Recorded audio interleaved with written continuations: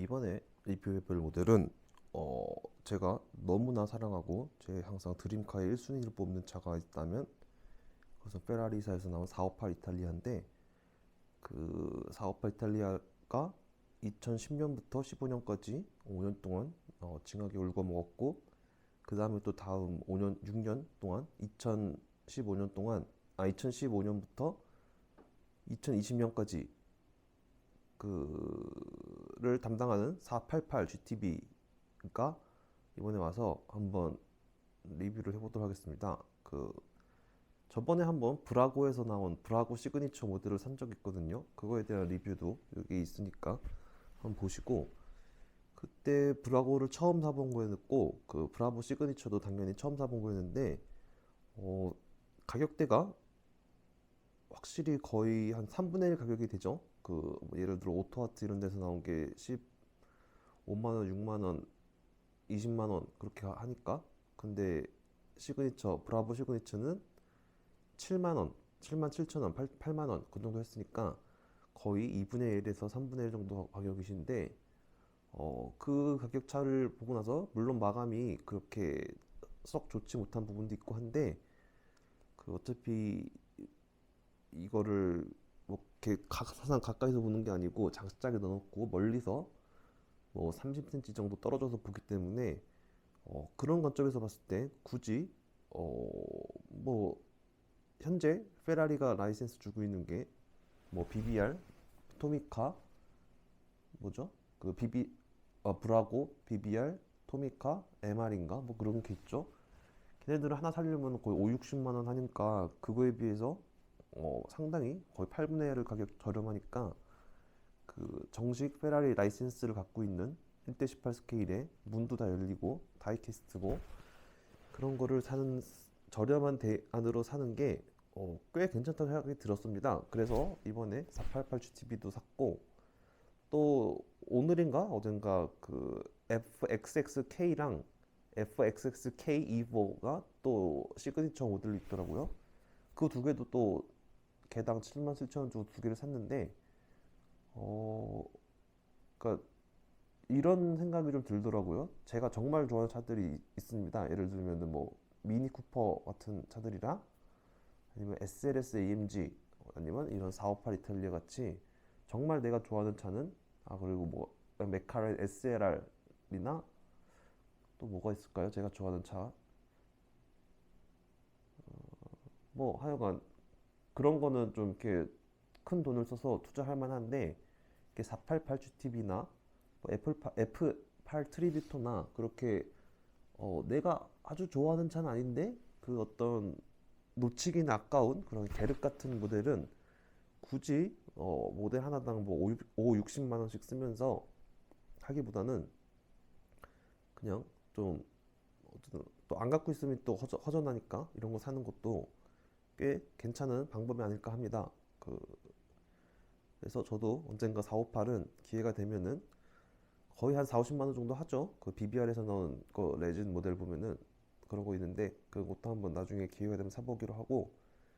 자, 오늘은 그러면은 저번 그 몬짜 SP1에 이어서 488 GTB가 그 가격에 비해서 그 어느 정도의 퀄리티를 뽑아내는지. 얘는 핫휠 엘리트고, 얘가 신품 가격은 얘도 한 20만 원 넘는 걸로 알고 있는데, 중고로는 한 17만 원, 18만 원 정도 산 것 같거든요. 그래서 두 모델을 비교해 보면서 이 488 GTB 브라고 시그니처의 한계와 그 효용성에 대해서 한번 알아보도록 하겠습니다. 간단하게 역사를 한번 알아보자면은, 458 이탈리아는 페라리에서 만든 미드 엔진 8기통 그 엔트리 스포츠 그 클래스에서 가장 어 가장 마지막으로 그 자연흡기 엔진을 채택한 마지막 모델이기 때문에, 그래서 제가 458 이탈리아라 그러면은 자다가도 벌떡 일어나서 막 그렇게 되고, 우는 아이도 울음을 멈춘다는 그 458 이탈리아고. 사실 어떤 컬렉터블한 기준에서 봤을 때는 458 스페치알레나 스페치알레 아페르타 하고 스파이더 뭐 그런 녀석이 더 소장 가치 높을 텐데, 걔는 가격이 거의 막 2배 이상 차이가 나기 때문에 이런 458 이탈리아 이런 게 그 SK 엔카에서 보니까 사고 없고 뭐 한 3, 4만 킬로 타고 옵션 좀 넣고 그런 거 보면 한 2억대 정도 되더라고요. 그래서 그 나중에 드림카로서 그 458 이탈리아 한번 사는 게 제 말 그대로 드림이네요. 458 이탈리아는 4.5리터 8기통이라서 458이고 여기 있는 488은 그 3.9리터로 다운사이징이 됐죠. 터보가 들어가면서. 그래서 3.9리터고 8기통이니까 그 3.9를 3,900을 8로 나누면은 488이 된다고 합니다. 그래서 488 GTB고 이탈리아는 말 안 해도 알겠죠. 이탈리아가 뭔지는. 그 GTB는 그란투리스모 베를리네타라 그래서 그 베를리네타가 뭐냐면은 옛날에 마차 시대 때 그 지금에 있는 쿠페처럼 아주 얄쌍하게 만들고 아주 스포티하게 만든 마차가 베를린에서 왔는데 그 마차를 보고 사람들이 뻑뻑 가서 오 좋다 나도 이거 만들겠다 해서 그 베를린에서 온 작은 마차라는 뜻에서 베를리네타가 처음으로 등장했고 마차 시대 때 그 페라리는 항상 제가 누누이 말씀드리지만 절대 뭐 어떤 유서가 없는 그런 이름을 막 갖다 쓰지 않고 항상 헤리티지가 있는 그런 이름을 가져다 쓰기 때문에 그 베를리네타가 그때부터 다 잘 사용되었고 얘도 그랜드 투어링 베를리네타라는 이름이 붙었다고 합니다. 자, 가장 큰 차이라고 하면은 아무래도 엔진이 자연흡기에서 터보 엔진을 바뀌면서 저는 488을 싫어하는 이유 중에 하나가 여기 보면은 이 엔진의 그 인테이크 보면은 거기가 엄청 글래머러스 하잖아요. 보면은 입체감이 있다 그러죠.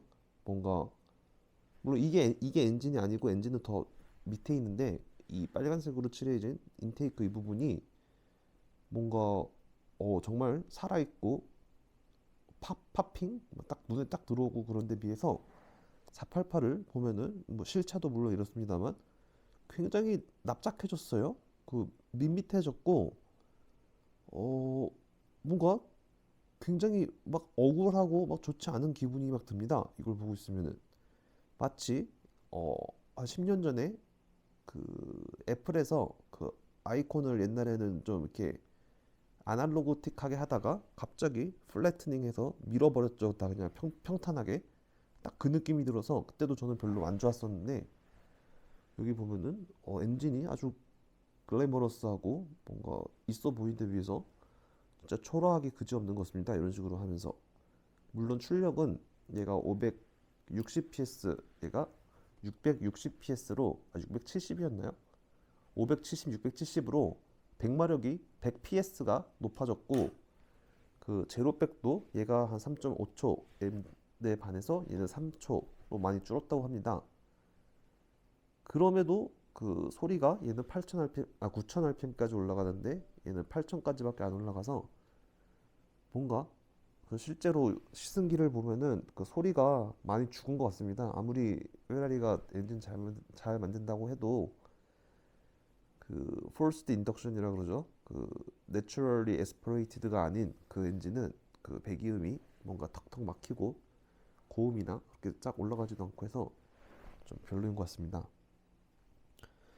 뒤에 그 여기 들어가는 이 램프가 이때부터 적용이 됐다 그러고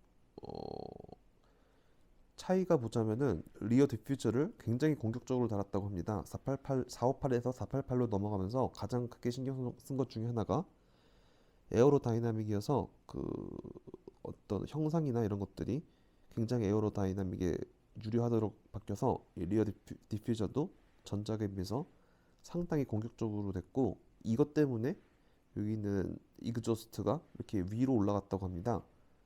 이 뒤에 이그조스트가 3개 있는 것도 뭔가 되게 저는 마음에 들었어요. 분명히 8기통이면은 짝수인데 3개의 에그조스트가 있으니까 그거 뭔가 좀 이상하죠? 이거 물론 이상할 건 없는데 그 8개의 실린더가 3개의 이그조스트를 공유한다 그러니까 뭔가 좀 재밌고 그런 느낌이 들었는데 뭐 얘는 2개로 온 것도 심심하고 저는 이렇게 머플러가 한쪽에 모여 있는 걸 좋아하거든요. 근데 그 얘는 이렇게 떨어져 있어가지고 뭔가 좀 아쉽습니다. 여러모로 488은. 그리고 옆모습을 보면 그 얘기를 한번 해볼까요? 그 브라고가 그 아무래도 저가 브랜드라는 걸 절실히 보여주는 부분이 그 이런 말 프렌치 홀스 같은 이런 거의 크기 자체가 좀 비상식적으로 작게 묘사된 것도 있고, 특히 여기 있는 그 안개등이라 그러나요? 이거를 빛 후진등은 아니고 이걸 정확히 뭐라 그러죠? 이 부분이 그냥 스티커로 붙여놔가지고 여기 막 울고 있거든요. 여기는 또 그런 부분이 참 아쉬운 것 같습니다. 옆에서 봤을 때도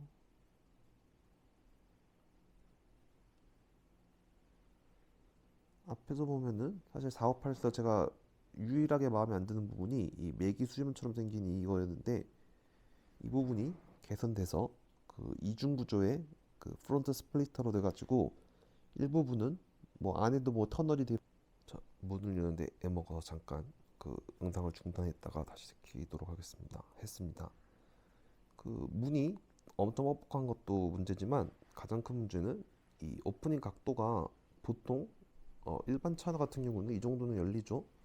근데 얘 같은 경우에는 뭐 주차 환경이 열악한 한국 지형을 고려했는지 그 문이 이게 맥시멈으로 열린 거거든요. 원래 더 이상 옆으로 열리지 않습니다.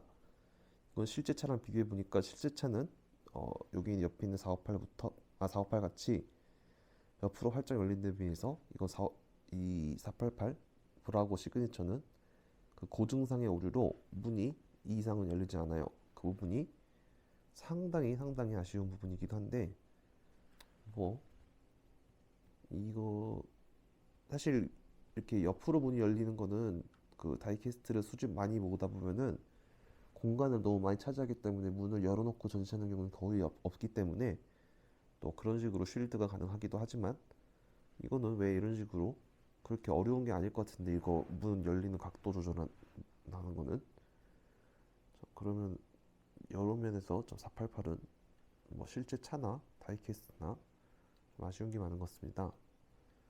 458 이탈리아가 그 스페셜 모델로 458 스페치알레라고 그게 나왔죠. 그리고 488은 뭐였죠? 그 피스타라 그러면은 이탈리아어로 트랙이란 뜻인데 488 피스타가 한번 나왔고, 그 GTE 클래스 엔듀어런스 그 클래스에서 우승을 했대요. 488 같다고 해가지고 그래서 그걸 기념하려고 488 피스타 필로티라는 게 또 나왔다고 하는데, 어 그리고 또 원오프 모델이 488 기준으로 한 4~5개인가 있더라고요. 뭐 일본과 페라리의 그 서로 파트너를 맺은 지 거의 뭐 50주년인가 그걸 기념하기 위해서 J50인가랑 차도 있고, 뭐 488 그렇습니다. 저한테 만약에 누군가가 488 GTB와 458 이탈리아를 뭐 그냥 준다 그러면은 저는 458 이탈리아를 선택할 것 같아요.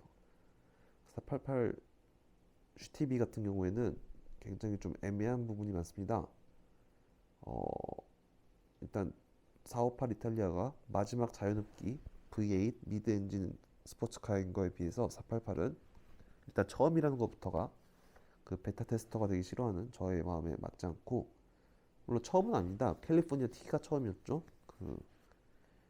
그리고 이거 다음에 또 F8이라고 또 나왔죠. 그러면서 F8 하면은 페라리의 8기통에 대한 트리뷰토 뭐 경의를 표한다 이런 식으로 나온 건 줄 알았는데, 또 1, 2년 있다가 바로 SF90이라고 스쿠데리아 페라리의 90주년 기념을 맞아서 그 모델이 나오더라고요.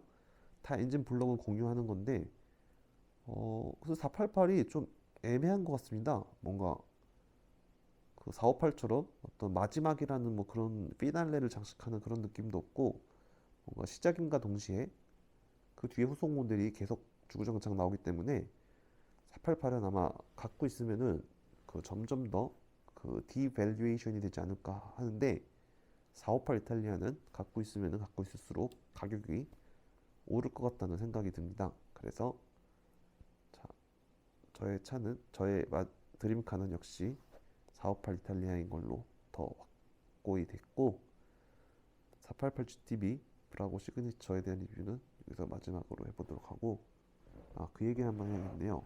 옆에 그 사이드 인디케이터라 그러죠. 이게 아마 미국에서는 반드시 주황색으로 이게 있어야 되는 걸로 알고 있습니다.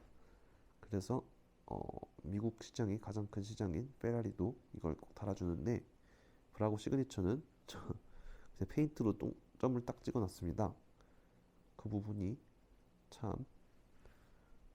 근데 뭐 브라고 시그니처를 어떤 마감이 훌륭하거나 고증에 대한 하이파이 그거를 파이델리티가 높아서 사는 일은 없기 때문에 자 그래서 이렇게 딱히 사고 싶은 차는 아니고 488 GTB가 그렇다고 또 그 페라리 그 8기통 미드 엔진 그 아주 유구한 역사에서 얘만 또 없으면 또 섭섭할 것 같아서 사긴 사는데 그 페라리가 라이센스를 주는 것 중에 BBR이나 뭐 그런 거 너무 비싸니까 브라고를 사고 또 브라고에서는 또 나름 시그니처라고 제일 최상위 버전이기 때문에 샀는데 뭔가 많이 복잡합니다. 그래서 그냥 싼 맛에 산다 그렇게 생각하면 좋을 것 같아요.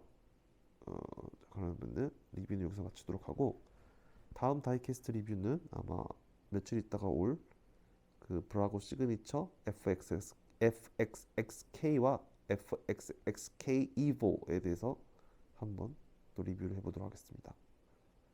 자, 그러면은 리뷰 영상 여기까지.